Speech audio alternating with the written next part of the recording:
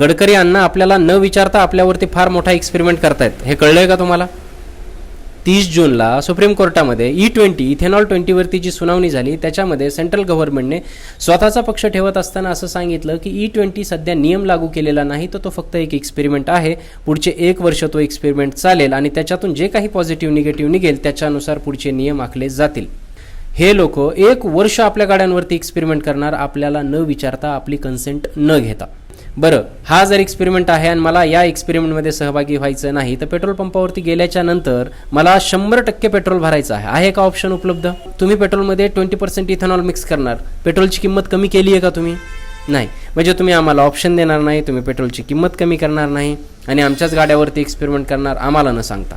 अरे जर तुम्हाला साफ मनाने आणि साफ नियतीने एक्सपेरिमेंट करायचा आहे तर तुम्ही 100, 200, 1000, 10,000 फ्लेक्स इंजिनवाल्या गाड्या तयार करा आणि त्या चालवायला द्या, तुमच्या ताफ्यामध्ये वापरा, सरकारी ताफ्यामध्ये. जर 1 वर्षात तो एक्सपेरिमेंट सफल झाला तर आम्ही अभिमानाने 4 पैसे एक्स्ट्रा देऊन त्या गोष्टी काहीतरी ॲक्सेप्ट करू, तशा गाड्या ॲक्सेप्ट करू. परंतु असे केल्याच्या नंतर तुम्ही, तुमचा मुलगा, हे जे काही सगळ्या पक्षातले सगळे नेते आहेत, इथेनॉलमधून जे काही लाखो करोडो कमवणार आहेत ते कसं कमवणार? ते होणार नाही. तुम्हाला आमच्या गाड्यांवरती एक्सपेरिमेंट करायचा आहे. गडकरी साहेब, एक तर तुम्ही आमची सगळ्या बाजूने ठासून ठेवलेली आहे. कुठली गोष्ट नवीन विकत घ्यायची झाली तर खूप अवघड झालेलं आहे.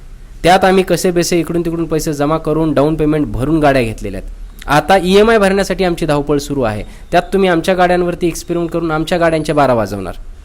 आणि हे जर एक्सपेरिमेंट अनसक्सेसफुल झाला 1 वर्षात, आमच्या गाड्या स्क्रॅपमध्ये जाणार आणि तेव्हा तुम्ही सांगणार की एक्सपेरिमेंट फेल झाला, आता आपण दुसरा एक्सपेरिमेंट करूयात. आम्ही आहोतच तुमच्या एक्सपेरिमेंटसाठी लॅब टेस्टमध्ये वापरले गेलेले उंदीर, बेडूक, कुत्रा, मांजर, डुक्कर, हीच लायकी आहे आपली. याच्यापेक्षा जास्त काय समजतायत हे लोक आपल्याला? आणि काय करू शकतो आपण? मला राग आला, मी व्यक्त झालो, तुम्हाला राग आला, तुम्ही कमेंट करणार, शेअर करणार, याच्यापेक्षा पलीकडे आपल्या हातात काय आहे? पण जे आपल्या हातात आहे, बोलणं, व्यक्त होणं, ते तरी करूयात. बघूयात पुढे काय होतंय ते.